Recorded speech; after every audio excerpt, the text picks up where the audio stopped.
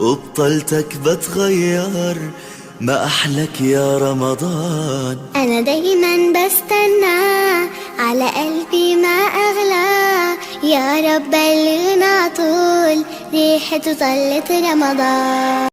آج ہم بات کریں گے شب قدر کے حوالے سے، لیلۃ القدر کے حوالے سے، کہ اس کا دن متعین ہے یا نہیں، کون سے دن میں لیلۃ القدر ہوگی جس میں ہم اپنے گناہوں کو بخشوا سکیں۔ تو لیلۃ القدر کی رات متعین نہیں ہے، اس کا تعین اٹھا لیا گیا ہے۔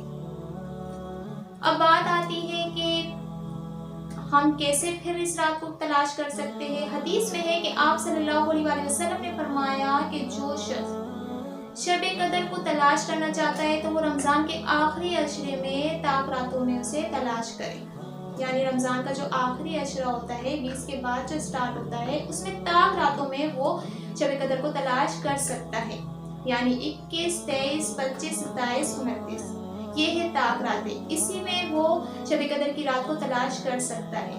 یہ بہت ہی عظمت والی رات ہے، اسی میں قرآن کا نزول ہوا، کتب سماوی کا نزول ہوا، یعنی آسمانی جتنی کتابیں ہیں وہ اسی رمضان میں ان کا نزول ہوا قرآن مجید کے ساتھ۔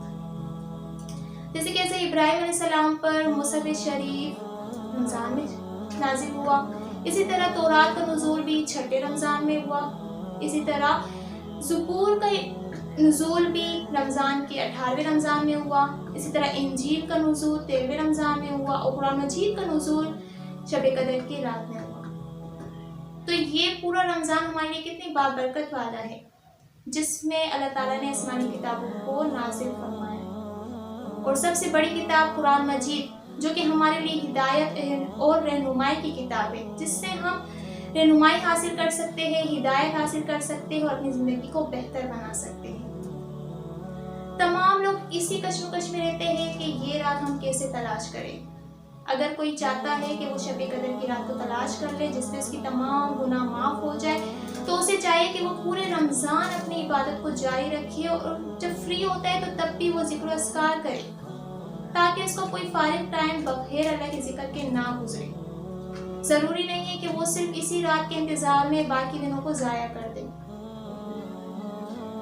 ایک حدیث میں آتا ہے کہ صحابہ کرام نبی کریم صلی اللہ علیہ وسلم کے اصحاب میں سے چند آدمیوں نے آخری عشرے کے 7 دنوں میں ان کو شب قدر کی رات کے بارے میں خواب آیا گیا، تو آپ صلی اللہ علیہ وسلم نے فرمایا کہ مجھے اس بات کا علم ہوا ہے کہ میرے اصحاب میں سے 7 دن تک ایک ہی شب قدر کے حوالے سے خواب آیا ہے۔ تو اگر کوئی چاہتا ہے کہ وہ شب قدر کو تلاش کرے تو وہ رمضان کے آخری عشرے میں اس کو 7 دن میں تلاش کرے۔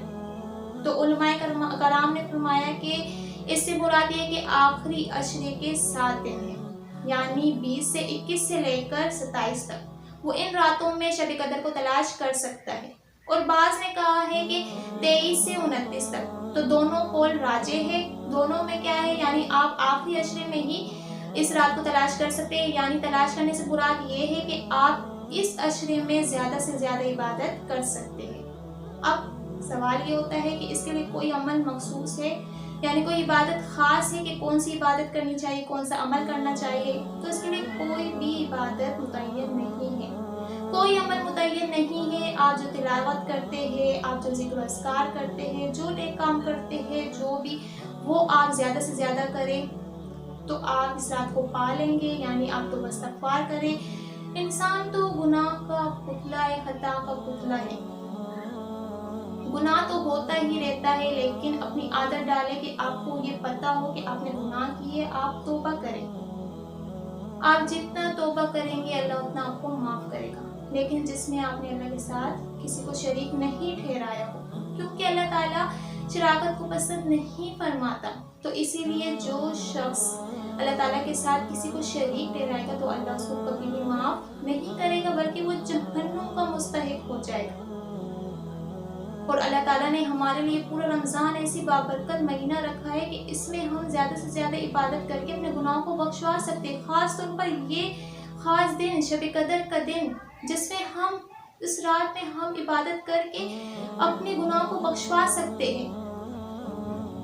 آپ ایسا کریں کہ آپ آخری عشرے میں رات کو جا کر عبادت کر طاق راتوں میں عبادت کر کے توبہ استغفار کر کے اپنے گناہوں کی بخشش کروائیں۔ 21, 23, 25, 27, 29 ان دنوں میں آپ جاگ کر عبادت کر سکتے ہیں. اس میں آپ شب قدر کی رات کو پا سکتے ہیں. اگر کوئی شخص نہ اٹھا اور اس نے اس رات کو نہ پایا تو وہ اس سے محروم رہا، کیونکہ حدیث میں ہے جس شخص نے شب قدر کی رات کو نہ پایا تو وہ گویا کہ وہ یقیناً ہی محروم ہو گیا. جو شب قدر سے محروم رہا، شب قدر کی رات سے محروم رہا، وہ یقیناً ہر چیز سے ہی محروم رہ گیا. یعنی یہ رات، شب قدر کی رات ہمارے لیے کتنی اہمیت رکھتی ہے، بہت اہم ہے.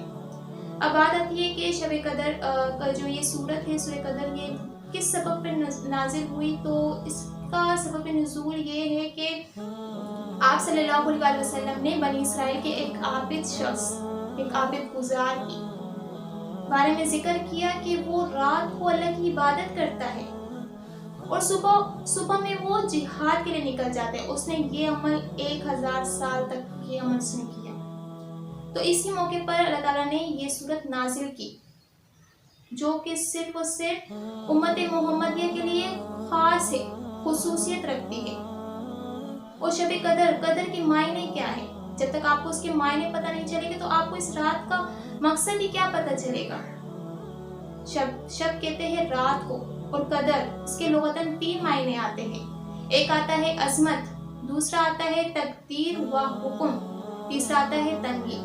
اگر ہم اس کو عظمت کے معنی میں لیں تو اس سے مراد یہ ہے کہ یہ اتنی عظمت والی رات ہے کہ انسان اس رات میں توبہ استغفار کر کے وہ خود بھی عظمت والا بن سکتا ہے. یعنی اس کے تمام گناہ بخش دیے جائیں گے تو وہ بزرگی اور عظمت والا انسان بن جائے گا. دوسرا معنی ہے تقدیر و حکم.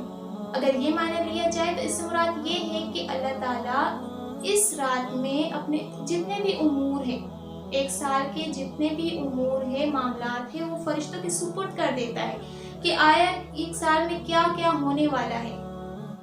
اسی وجہ سے یہ نام رکھا گیا ہے شب قدر کا. تیسرا معنی لیں تو اس سے مراد یہ ہے کہ فرشتوں کی تعداد اتنی زیادہ ہوگی کہ زمین پر تنگی ہو جائے گی. یعنی بکثرت جو ہے فرشتوں کی تعداد ہوگی.